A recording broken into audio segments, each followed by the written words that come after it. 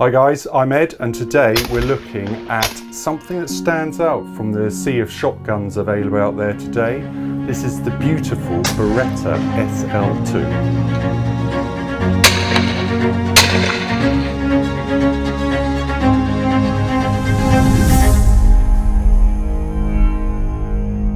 Now Beretta has coined a new category for this platform, calling it a hypergun. The idea being is they're sort of merging the competition pedigree of their DT11 shotgun with the high-end craftsmanship that you'll usually only see in their custom shop. And they claim to have built a machine designed to win. Essentially it takes the functional race-ready features of the DT11, like the detachable trigger unit, and integrates them into a receiver that borrows its mechanical heart from their ultra-luxury SO10 game gun. Now the first thing you'll notice are the aesthetics. It doesn't look like a traditional shotgun. This is partly down to the diamond-like coating that they've used, which is an industrial treatment sort of well known in the sort of racing and automotive sectors for resisting corrosion, chemicals and scratches and things like that. But here it allows for the striking contrast between the matte anti-glare areas and the mirror polished accents, which gives the gun a very modern, almost futuristic look. So this is actually the sporting configuration of the SL2, fitted with 32-inch barrels, which is why I'm struggling to keep it in shot, but you can opt for 30 or 31-inch barrels if you wish. Crucially, you get 3-inch chambers and it's proofed for steel as well, so you're covered for the future. The top and mid rib are ventilated, and this gun actually shows a silver mid bead and a white bead at the muzzle. Now the barrels are made of stellium, which is Beretta's famous tri-alloy that they use, although what sets the SL2 apart is the Pro X profile. Now this isn't about the metal itself, but about the internal geometry of the barrels. Beretta's actually redesigned the forcing cones with a smaller diameter compared to previous generations, because their data now shows that produces better terminal energy and helps to manage recoil even more effectively than the Stellium Pro barrels found on their DT11. Up at the muzzle end, we've got some new chokes to complement the new profile, and these are Beretta's OCXP chokes. Now these are a lot longer, measuring 90 millimeters, which makes them 20 millimeters longer than the ones that you'd find in the DT11. The science or engineering behind this is to create a more sort of gradual constriction, which should help reduce pellet deformation and improve the quality of patterns downrange, whether you're shooting lead or steel. Now this demo gun came with 5 chokes in total, including cylinder, quarter, half, 3/4 and full, and I opted to fit quarter and half.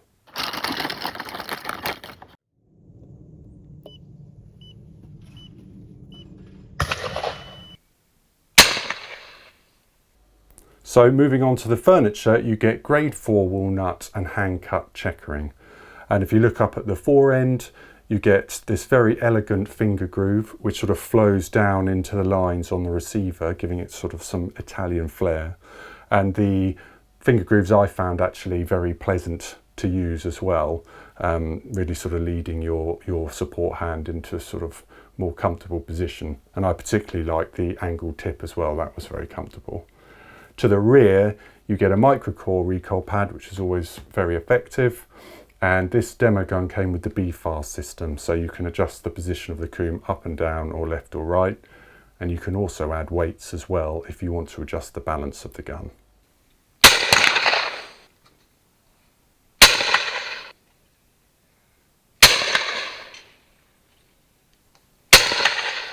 Now it's the receiver itself where the biggest mechanical changes have taken place, as Beretta have managed to slim down the top here to widen your peripheral view of the targets you're trying to shoot, which is always helpful in competition. And up top, the surface features a laser-etched texture of tiny little pyramids, and these have been designed specifically to scatter light and just reduce glare completely, and in use that worked very well. Internally, the Action shows a Boss type locking system derived from the SO10. By placing the locking lugs at the same height as the hinge pins, they've essentially managed to lower the gun's centre of gravity, which is always a good thing for balance and manoeuvrability. So in theory it swings very smoothly, and also you get less muzzle flip, which is good. In use, there's no other way other than describing the gun of using sort of the cliched terms of well balanced and very neutral. And I found when using the gun, all the perceived weight was just in between my support hand and firing hand. And essentially it's just lovely.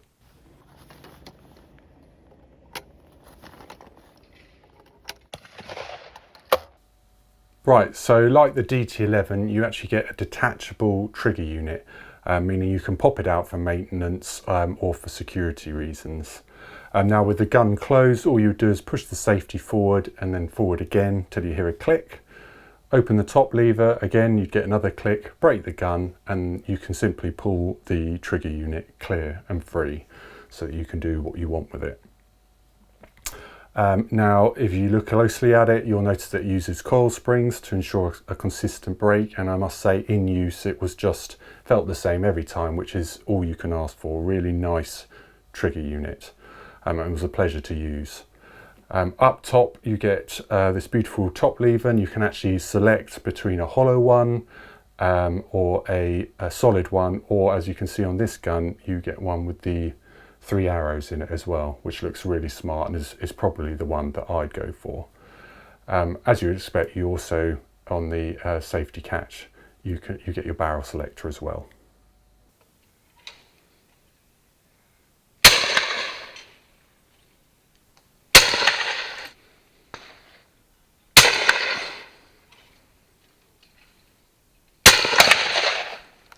So the SL2 offers extensive upgrade options, and beyond upgrading to grade 5 walnut, you can also commission a made-to-measure stock so the gun fits you correctly with custom checkering, and you can also select the oil finish that you would prefer, so whether that be natural, glossy or true oil.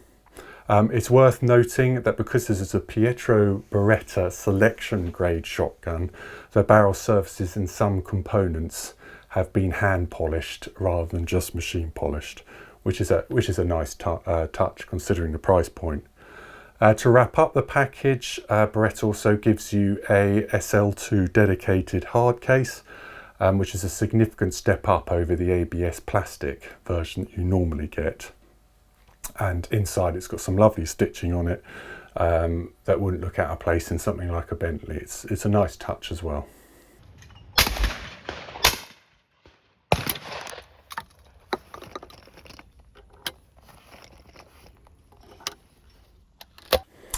Now, of course, when testing shotguns, performance has a lot to do with the shooter, but I was pleased to find that I got tuned in with the gun very quickly, which is always a good sign. During these reviews, it can be hard to nail down the benefits of a shotgun's particular design, but I have to say that the new Action design isn't just marketing spiel. You can actually feel it, which is a good thing. Because the centre of gravity is so low, the muzzle flip is virtually non-existent when you're firing, which is nice. And I found that I wasn't really fighting the gun's weight. It just felt planted and very effortless, sort of just gliding from target to target, if you will, which is, a really nice quality. Regarding recoil, Beretta claims the new Pro X barrels help to manage the recoil better, and I am inclined to believe them. I was shooting 27 gram 7.5s from memory, and the recoil felt very mild indeed and free from vibration, sort of giving me a very sort of clean, premium shooting experience, very pleasurable, almost enjoyable. I did find the Action quite tight to open and close, but I'm not going to lose any sleep over that. This demo gun has probably fired quite a few cartridges, so that's a good sign when it comes to longevity. So my verdict, well, it comes in at £8.5 and it comes with a price tag to match, sitting just north of £18,000, sort of putting it toe to toe with the heavy hitters. So the Krieghoff K80 Parkour or something like a highly spec'd Perazzi High-Tech. Beretta calls it a hypergun. I'm not quite sure about that label, but you are getting cutting edge technology and style with this gun, and if you have the budget, it is well worth considering. It is absolutely lovely. Right, that's all from me. I hope you liked the video. Please like, subscribe or comment down below, and I'll see you next time. Thank you very much.